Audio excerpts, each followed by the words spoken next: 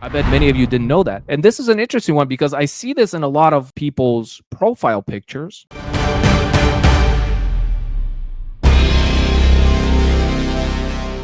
Last canon that I wanted to touch on is canon 82, which addresses things concerning to iconography. So let's go ahead and read that. In some pictures of the venerable icons, a lamb is painted to which the precursor points his finger, which is received as a type of grace, indicating beforehand through the law our true lamb, Christ, our God, embracing therefore the ancient types and shadows as symbols of the truth and patterns given to the church. We prefer grace and truth, receiving it as the fulfillment of the law, in order therefore that which is perfect may be delineated to the eyes of all as least in colored expression. We decree that the figure in human form of the Lamb who takes away the sin of the world, Christ our God, be henceforth exhibited in images instead of the ancient lamb, so that all may understand by means of it the depth of the humiliation of the word of God, and that we may recall to our memory his conversation in the flesh,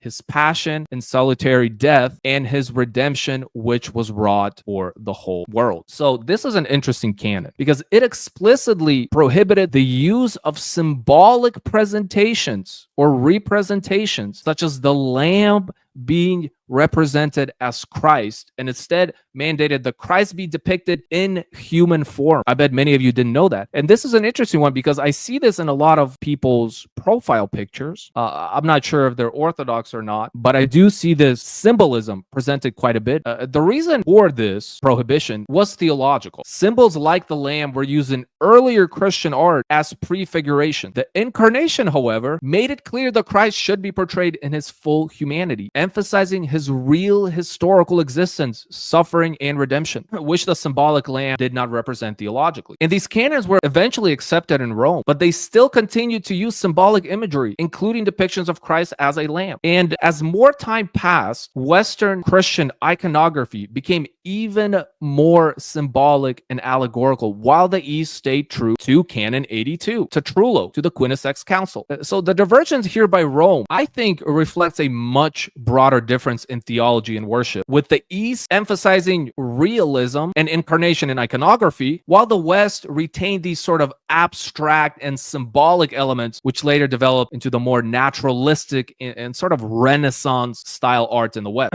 I believe the West's use of symbolic representation undermined the reality of the incarnation. Those are my thoughts. The East, though, continued to uphold the apostolic and patristic understanding that icons are not just symbolic, but theological expressions of Christ's real historical presence. By ignoring this canon, the West failed to embrace the theological implications of the incarnation, leading to a departure from the apostolic tradition. Thank you for watching. If you enjoyed the video, like, share, comment, and subscribe for more, and follow my social medias in the description below. I'll see you next time. God bless.